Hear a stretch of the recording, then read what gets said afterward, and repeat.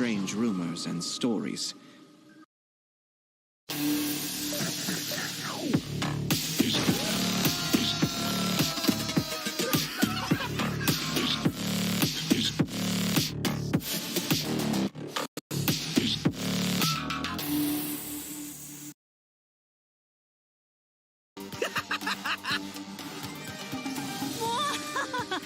Who goes there?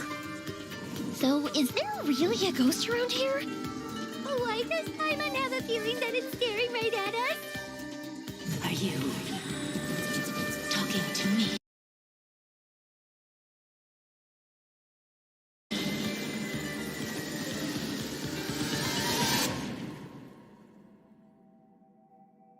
Jester, I have completed the task you gave me. From this day forth, Balladeer and Kabukimono will cease to exist. Did you really think you would be able to see through my plan? Dottore.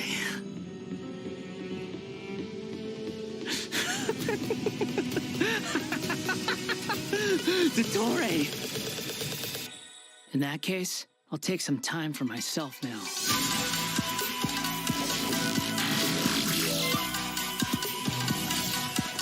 Squall and Fury!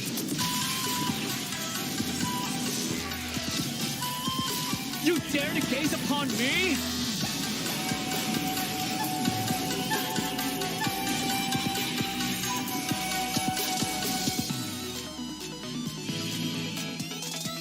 Dare to mess with me?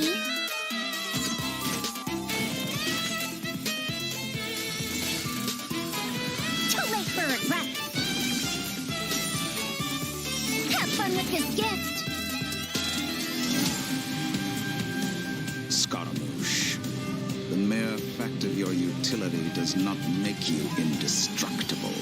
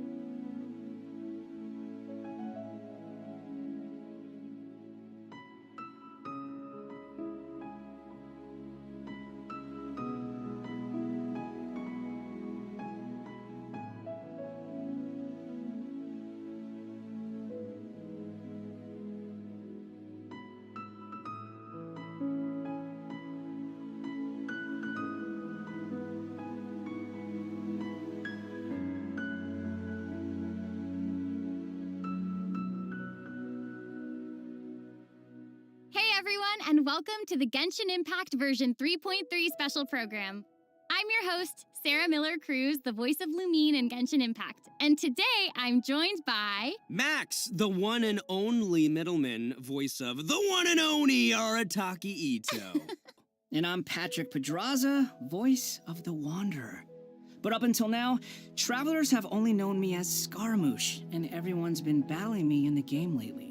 Yeah, that's true. But to be fair, it's a really cool fight. It's a really cool fight. Yeah, I know. Anyway, I'm super excited to have the chance to share some upcoming content with everyone. What did you all think about that trailer? Okay, so I definitely saw Irminsul in there, and I am really excited to find out more about it. Yeah, that trailer had everything. It had everything. It had action. It had drama. It was lighthearted in places, but it was dramatic. Yeah. Dude, I'm just super stoked for everyone to see Scaramouche's, backstory.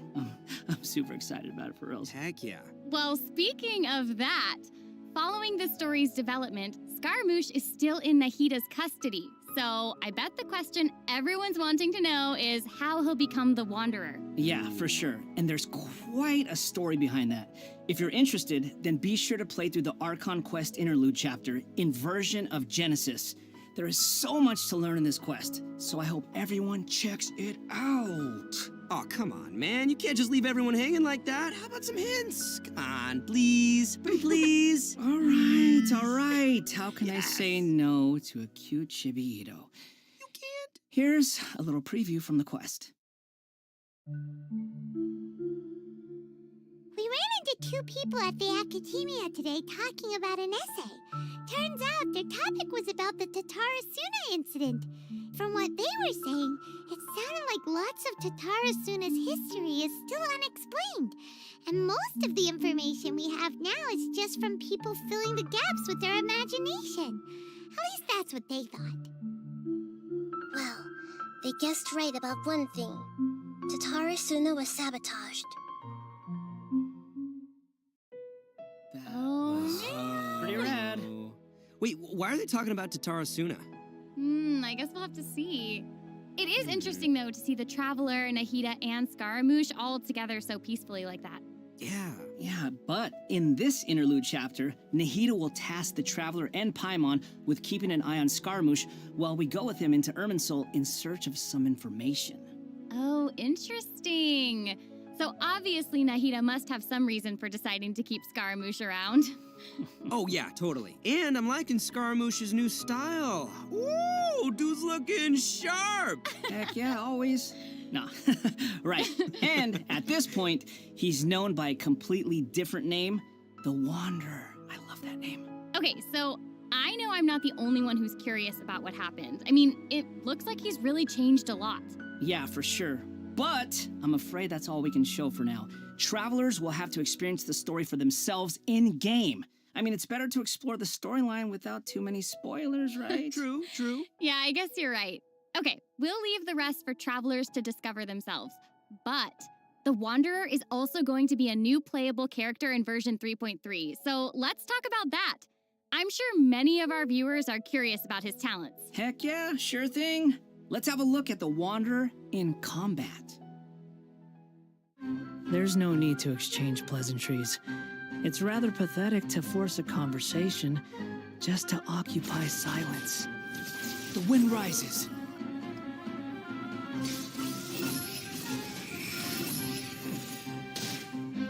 Bow your head.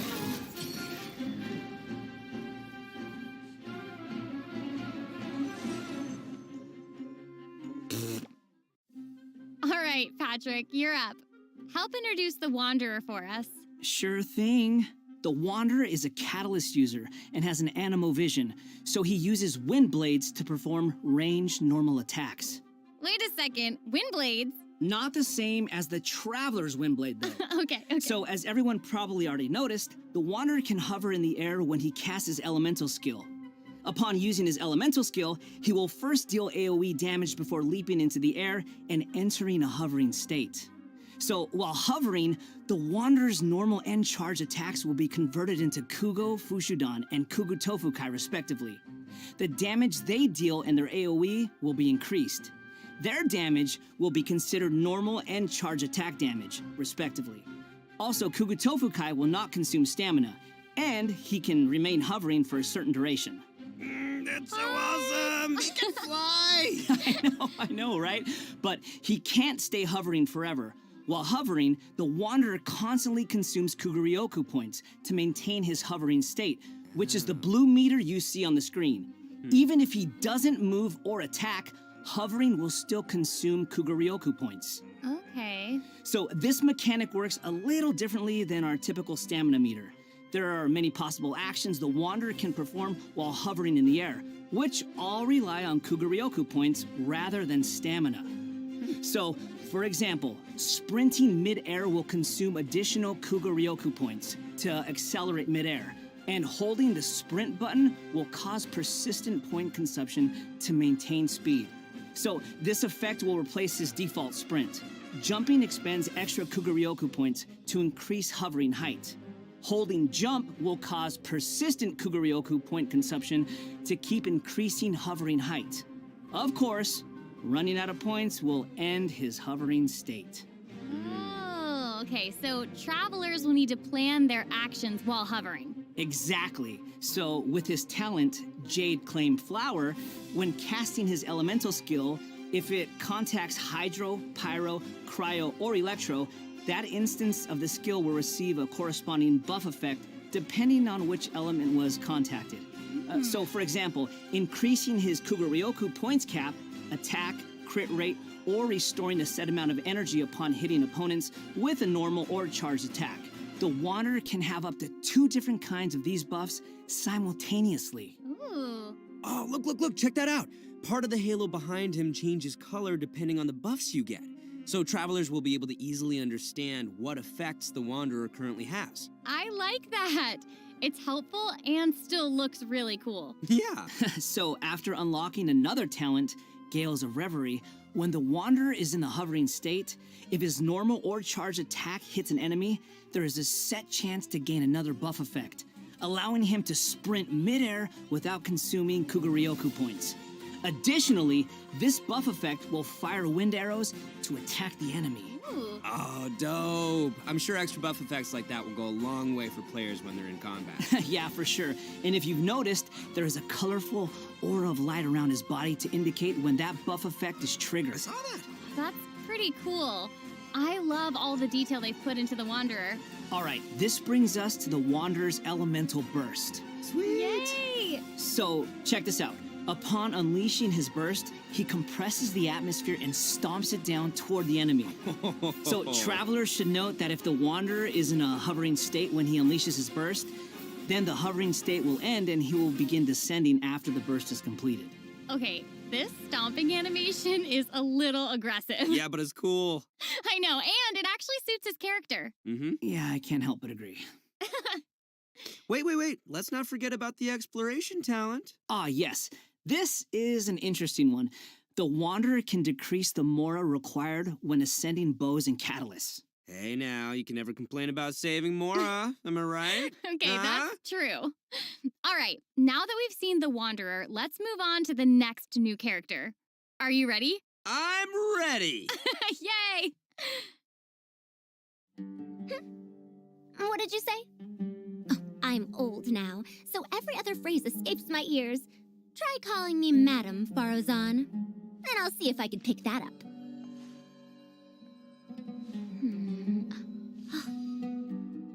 Huh? What is it that you would like to learn more about? Different forms of pressure-based puzzle mechanisms? The base layer design of elemental monuments? Huh. Wait. Did you forget to call me Madam Farozan just now when you asked your question? Whoa! What? There's nothing wrong with being afraid of thunder, even at an older age. Oh, she sounds sassy. Yeah, I know. and smart too. She seems so awesome. She's fun. I wonder what her skirt's made I know, of. her design is so cool and really detailed. I love it. So, even though she looks super young, she's actually an old person? Like, where's my teeth? Well, she's not that old. I Oh, don't know, right. could've fooled me. Faruzan's age is probably still nothing compared to Scaramouche. Mm-hmm. But let's call him the Wanderer, Sarah, please. Okay, you know who I meant. Actually, now that I think about it, yokai can also live a really long time too. That's right, yeah, no, and speaking of age, isn't the Traveler's age also kind of mysterious? Mm-hmm, that's true. It looks like all of our characters are intriguing. But it's safe to say that Faruzan is way older than most people in Teyvat. Faruzan works in the Academia's Haravatat Darshan and has been a Hairbod, which roughly means mentor, for over a century. So I bet everyone out there is wondering if she's also some kind of creature blessed with long life, you know? Like Klee? No, she's actually just your regular, typical human being. Oh. Well, maybe not so typical. About 100 years ago, Faruzan was an undisputed genius, traveling all around Sumeru and solving many puzzles and mysteries. The notes she left behind eventually became the basis of mechanical research for later generations. Whoa, she sounds pretty amazing.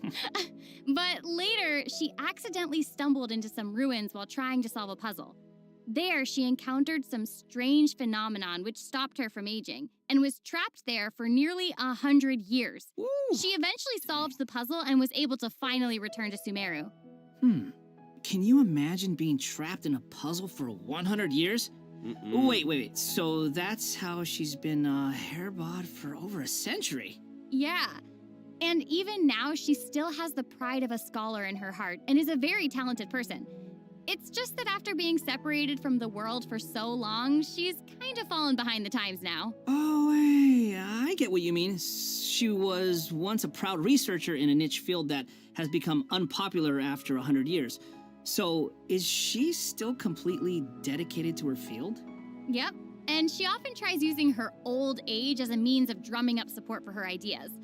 However, I think she'd prefer to be complained about for using her seniority rather than garnering sympathy for her experience of being trapped in the ruins. Yeah, sounds like she's quite the character. I know, right? Okay, so now that we've covered her backstory, why don't we take a look at Faruzan's abilities in combat? Let's do it. Fight.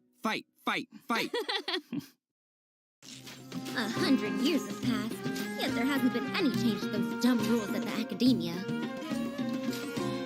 Dare to mess with me? Have fun with this gift!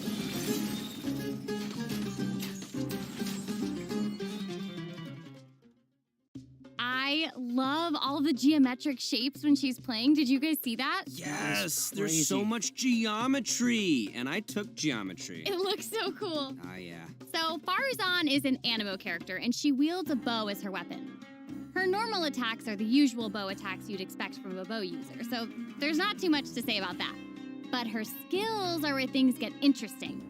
Her elemental skill deploys a polyhedron that deals damage to enemies.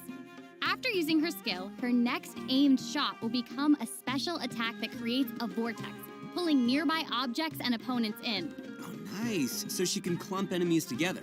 And there's also another thing about her special charged attack. It will create a vortex effect at its point of impact. And if the attack hits an enemy or ally member, it'll apply a mark and create a vortex after a short delay. Okay. So it looks like there will be a lot of potential uses for this attack. Travelers will have to experiment with it and see what they come up with. Yeah, I think it'd be amazing to try hitting teammates with the arrow in co-op mode and have them charge into the enemies to group them all together. I'll have to see who wants to try that with me. After unlocking the talent Impetuous Flow, the time required for fully charging Faruzan's next shot will be reduced, and the arrow will reduce the target enemy's animo resistance. In her elemental burst, she deploys a dazzling polyhedron and releases a whirlwind pulse. Throughout its duration, the dazzling polyhedron will continuously move along a triangular path. Once it reaches each corner of that triangular path, it will unleash one more whirlwind pulse.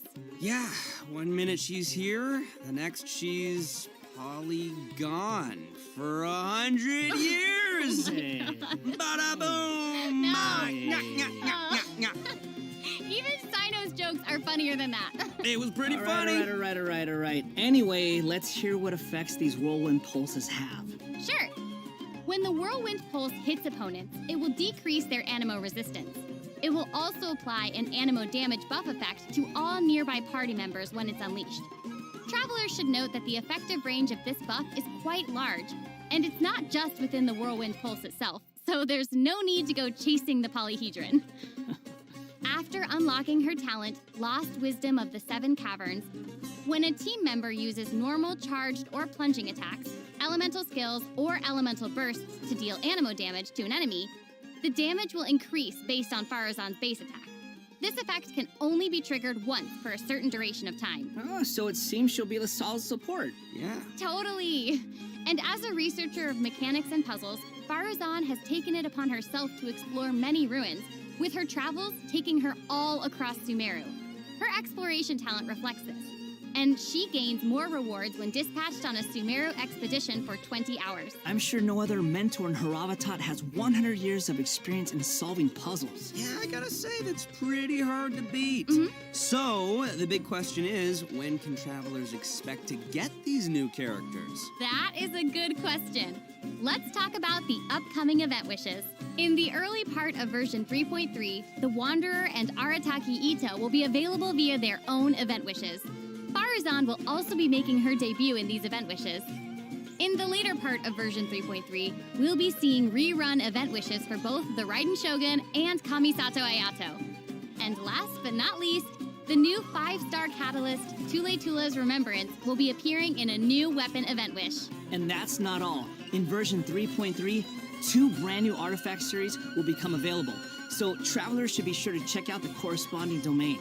Woo! More artifacts! All right. I hope travelers will have fun experimenting and trying new combinations with these. Yeah. Okay, we've already talked about a ton of new content, so why don't we take a quick break with another redemption code? Sounds good. Roll out the code. Woohoo!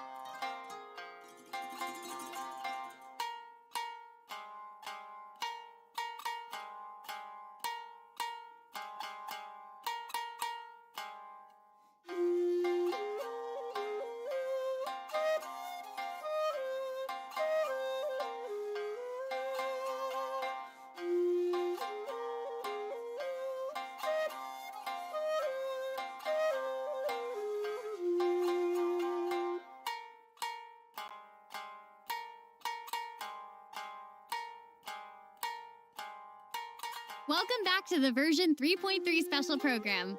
Okay, Patrick, what do we have next? So next, we'll be covering the upcoming events for the new version. That's right. We've already mentioned the Test of Courage event, and I'm sure plenty of you were wondering about that, so let's start there. Aha! You must be here to participate in the Test of Courage. I can already see a dark aura surrounding the two of you. If you carelessly go running into the event, all it'll take is one little misstep, and the darkness will swallow you up. Some strange and unusual things may occur along the way. If you ever feel you can't handle it, you may withdraw from the event at any time. This is your last chance. I'll count it down. 3, 2, 1. Welcome to the Test of Courage. Enter at your own risk. That was pretty interesting. Yeah, I mean, it is a test of courage, so I'm sure there'll be some scary stuff going on there. I ain't scared. Anyway, to successfully clear this event, we'll be facing a series of little tests. Ooh, what's this? Tests, you say? Yes, that's right. Word has it that if you walk around the Test of Courage, you might find yourself encountering a special sort of game.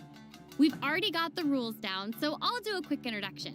Basically, travelers will have to control a bouncing bar to bounce a ball and use skill ball effects to break as many bricks as possible. Okay, I'm liking this one. Seems pretty straightforward. During the game, travelers will be able to trigger elemental reactions to break bricks more effectively. Nice! It even has elemental reactions. Yeah, we can control the character to move the bar. When the character we're using is either Pyro, Hydro, Cryo, or Electro, the corresponding element will be applied to the bar. By switching characters, you can change the element of the bar. Okay, all the pieces are falling in place now. The bar can infuse a certain element, and the blocks also have their own elements, so causing a skill ball of one element to hit blocks of different elements will trigger elemental reactions. There, how'd I do? Yep, you nailed it. The bar will add the element corresponding to your character. Besides triggering reactions the way you just mentioned, if a skill ball is already infused by an element and it hits the bar, it will also trigger a reaction, causing the skill ball to have some additional effects.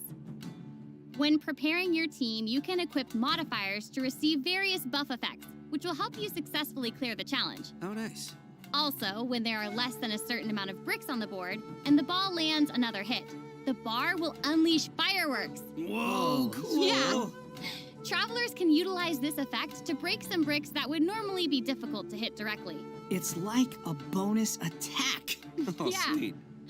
So, travelers will need to select characters of the right elements, equip the appropriate modifiers, and use different elemental reactions to break bricks and score more points. And then travelers will be able to use their points to exchange for rewards in the event shop, correct? That's right. Also, travelers will have the option of teaming up and playing the event together in co-op mode. Oh, looks like a lot of fun. Yeah, super fun.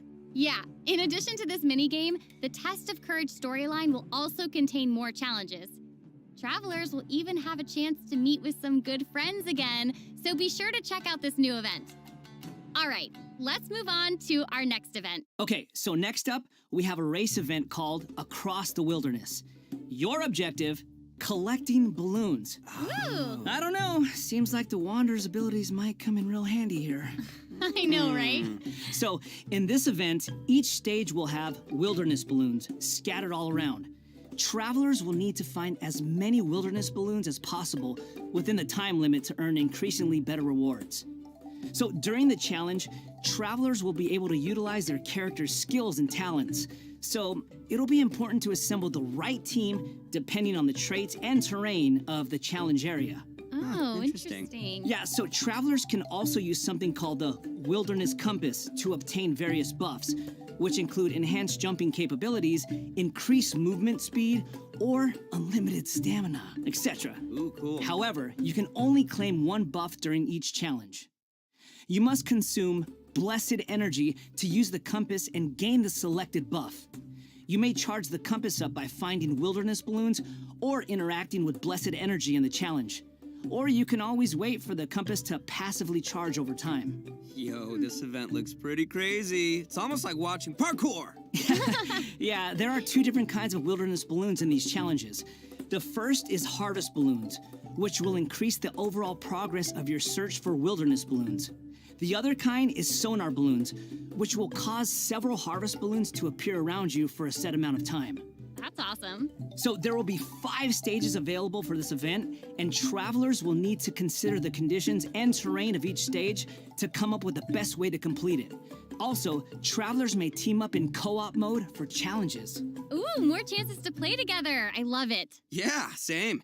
Okay, let's move on to our next event. Everyone's favorite game of hide and seek is back with the Wind Trace event. And of course, this is going to be another co-op event, and I, for one, am super excited for it. Cool. There's nothing like a good co-op. Many of you might already be familiar with this event by now, but there have been a few changes. Let me introduce what travelers can expect to see this time around.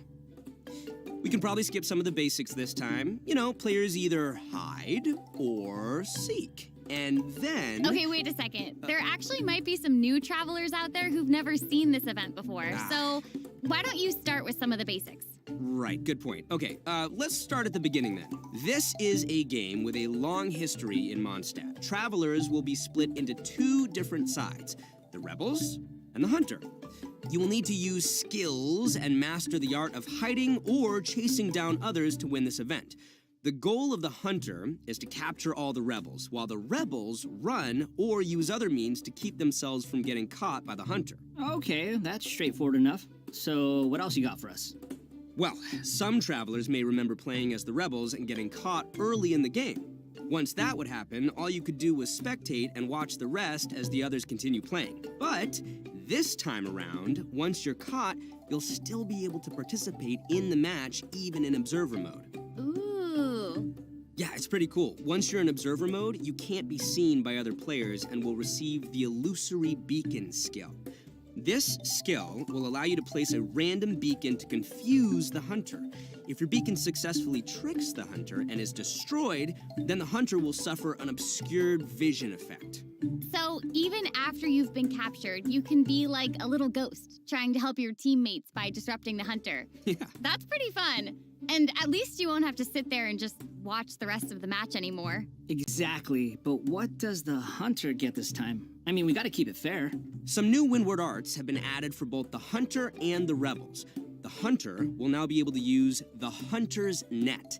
This net can be thrown and will remove any Rebel disguises within its range, and will notify the Hunter that a Rebel was detected. If a beacon is caught in the net, it'll be destroyed, and the Hunter will not suffer from obscured vision. Nice. So I guess if you love playing Hunter, you'll probably love this. Oh yeah, you definitely should. The skill Rebels used in previous versions of the game to place beacons can now only be used by players in Observer mode. However, the Rebels will be able to use an all-new Concealing Beacon skill. This skill will allow you to deploy a beacon for a set duration and remain invisible while you're around that beacon. All players, including your rebel teammates, will be unable to see you while you're invisible. If the concealing beacon is destroyed by the hunter, then the hunter will have their vision obscured for a short time. Sounds pretty fun, huh? Yeah. Yeah, so even if you end up being captured by the hunter at the start of the game, you'll still be able to participate and assist your teammates. And, did I mention Primo Gems and other rewards? The good stuff. So be sure to check it out. Oh, that's awesome. Seriously, I can't wait to play with friends. Okay, our next event is a combat-based event. Time for some combat! Whoop, whoop. In a forbidden place warded by dust and sand, mysterious foes have assembled lines of fortifications to stop your coming. Ooh. That's right, a new edition of Misty Dungeon will arrive in version 3.3. Stoked. Sweet. But this time around, there will be a total of 7 trials with different themes awaiting you in the Misty Dungeon. Each has a different leyline disorder, and travelers will have to adjust their teams according to the disorder's effects and the distribution of enemies. There will also be trial characters for you to select from as well. After entering the domain, travelers will need to go and complete 3 challenges to collect ancient runes. After collecting power from 3 ancient runes, we can power up the control array and proceed to the final challenge. Also, throughout the trial, additional benediction mechanisms and challenges will appear. Travelers may choose to interact with these to increase the leyline disorder's effects or revive and heal your team. You know, if it were up to me, I'd say just go for all the challenges. I know, but travelers should keep in mind that the challenge objective for each trial might be different, so be sure to check the objective and aim for that while proceeding. In terms of rewards, travelers can look forward to winning Primo Gems and other various prizes. Yes! Ooh, I like prizes. And last but not least, version 3.3 will also have leyline overflow events. Travelers can look forward to saving their resin and earning more Mora and experience books. Nice, that's awesome. That'll be great for all the travelers out there still leveling up all their new characters. And even if you don't need those resources now, it's always good to stock up and have more on hand, am I right? Yeah. So, travelers looking to upgrade their characters won't want to miss this. Yeah, I mean, this is all good stuff. In addition to the new version's limited time events, version 3.3 will also be adding a new permanent game mode called Genius Invocation TCG. Genius Invocation TCG! But before we get into that, let's take another quick break and enjoy a redemption code! Heck Yay! yeah. Slap that code on the screen!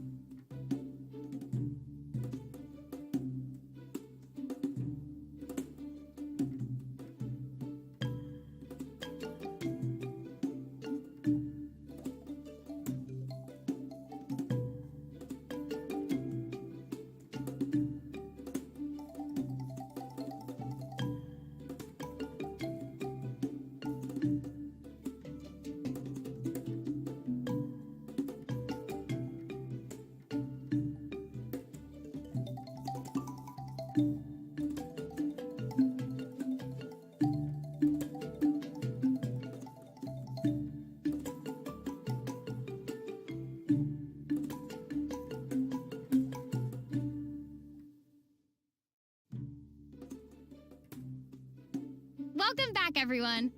During our journey into VAT, we've stumbled across several NPCs talking about a game called Genius Invocation TCG. So next, we'll introduce this card game that's been taking to VAT by storm. In the version 3.1 special program, we already revealed that Genius Invocation TCG will be a card game where we can challenge various characters and NPCs or battle against your friends. But there is actually a legend behind this game. It is said that a young guy in Sumeru found an ancient casket of tomes in the attic. He opened it and discovered that the soul of an ancient TCG player called the Crocodile King had been captured inside. What a name. It turns out that the Crocodile King was King Deshret's viceroy, who battled an opponent named the Ibis King. During the match, the Crocodile King fell prey to his opponent's scheme and was sealed away in the casket of tomes. Ouch, game over. After being unexpectedly released by the kid, the Crocodile King possesses him and helps him to gradually climb the ranks to becoming a legendary TCG player. Nice. Hang on, is it just me, or does that kind of sound like the plot to a light novel or something? You're right. It turns out that Yai Publishing House is about to release a hit light novel series based on Genius Invocation TCG. Okay, now this is starting to sound like a plug for Yai Publishing House. Maybe. But anyway, that's the legend on how Genius Invocation TCG came to be. Though it's probably just a story they came up with for marketing the game. So while you were telling us about the story, I was over here researching the rules to the game. Basically, Genius Invocation TCG is a game where you use a constructed deck of cards to duel against an opponent.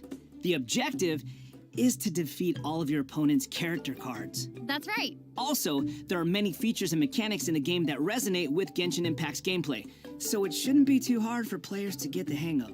Right, I even saw some elemental reactions in the gameplay. Yup, a constructed deck must contain character cards. And as you might expect, these character cards have a normal attack, an elemental skill, and an elemental burst. So when a character card deals elemental damage to an enemy, it will cause them to be affected by that element. Then, you can switch to a character card of a different element and use their abilities to trigger an elemental reaction. Wait, did you guys notice that there are even monster character cards? Can we even make a deck of, like, just the monsters from the game? You're really getting into this, Max. Heck yeah, I am! I like card games! Who doesn't? So, in Genius Invocation TCG, all actions require you to spend elemental dice. Each round, both you and your opponent will roll 8 elemental dice. Each of these elemental dice can have any one of 8 elemental attributes. Hold on, but there's only 7 elements in the world of Teyvat. You're right. So, in addition to the 7 standard elements, there's also one called the Omni element. The elemental dice required for a character card to perform an action correspond to the character's element. So, for example, a Pyro character like D-Luke needs either Pyro or Omni elemental dice to perform an action. Clear now? Yep, crystal clear. Also, elemental dice can be used to switch characters or play a variety of other cards, such as equipment cards, event cards, and support cards. All these cards create the potential for a variety of strategies. Right. While playing Genius Invocation TCG, travelers can earn player experience, which will increase your player level. As your level increases, you'll be able to challenge more characters and NPCs. By completing challenges, you may earn lucky coins, new cards, or other rewards. Lucky coins can be exchanged in the event shop for cards, or can even unlock dynamic skins for certain cards. Dynamic skins? Those are cards that have moving illustrations, right? That's right. All character cards can unlock a dynamic skin. After unlocking that, there'll even be a cool bonus animation whenever you cast that character's elemental burst. Cool. And if you're confident in your TCG skills, you can also invite a friend to duel. After reaching a high enough player level, you'll even unlock a matchmaking mode. So be sure to give it a try. Travelers should note that playing against your friends or other travelers won't count towards any leaderboards or provide any rewards. So you can relax. It's all just for fun. Okay, that's everything we have for Genius Invocation TCG, and that brings us to the end of today's special program. Oh. So, what did you think? Why does it have to be over? There's so much that this version has to offer. Yeah, I can't even take it all in right now. I'm just super stoked to be part of this. I think I just gained some Kuguryoku points just doing this whole thing, so. Man, the new characters look cool. I know, what about Scaramouche hovering? Like, that's insane. I know, that's awesome. That's super dope. That's awesome. And I cannot wait to play in some of these events and mini games. I'm super excited. This was so fun. I'm really glad that we got to do the special program together. I'm so happy I got to come back for another special program. This is my 3rd time being on one of these, and I can't wait for number 4. I'm counting. I'm so happy. This is my first one, so thank you for having me. Yay! Doesn't it feel good? Yes. Doesn't it feel good to honored feel to be here. special? Seriously, I'm Do just you like- feel special? I really do. Thank you. Well, I think this is the end of our special program. So I hope everyone enjoyed it, and we'll see you in game. Okay, bye. Bye. Okay, bye, everybody. Bye, everyone. See you later.